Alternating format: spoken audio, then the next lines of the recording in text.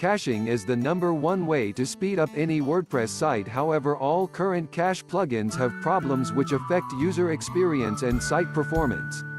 Problem number 1: current cache plugins are complicated. You need a university degree to find your way around cache settings nowadays. Get just one setting wrong and your site breaks.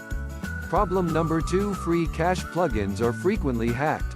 There's been 33 registered vulnerabilities in popular cache plugins in the last 3 years alone. Users are left with a choice of either gambling with their site security by using free cache products or using inferior underperforming paid plugins.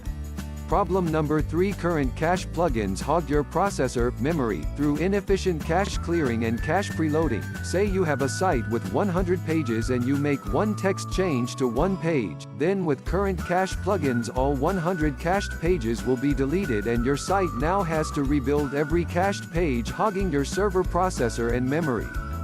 This problem gets worse the bigger your site. Problem number 4: clashes with many common themes and plugins. Over-engineered cache plugins have a nasty habit of playing God with many themes and plugins, giving you errors and white screens of death. Please continue watching as we give you the solution to the 4 problems identified in this video. Hello and welcome to the ViperCache demo video. Now, before you enable ViperCache, you may wish to perform your own speed tests using the Pingdom speed test tool. But please keep in mind that these services are not always 100% accurate, as the results can fluctuate with internet traffic. To get started with ViperCache, simply install and activate the plugin as per usual. Once activated, simply click on the icon in the left navigation and enable ViperCache here.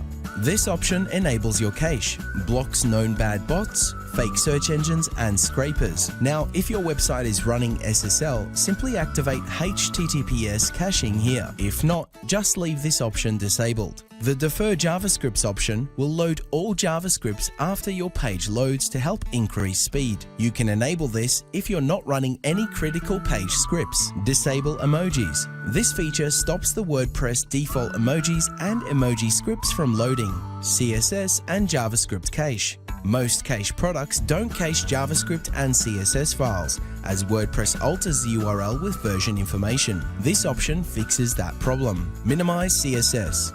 This option reduces the number of CSS files by combining them into one file to improve load speed. Minimize JavaScript. This reduces the number of JavaScript files by combining them to improve load speed. Fix image sizes. This feature scans your media images and inserts width and height attributes, allowing for faster image rendering. Prevent image hot linking.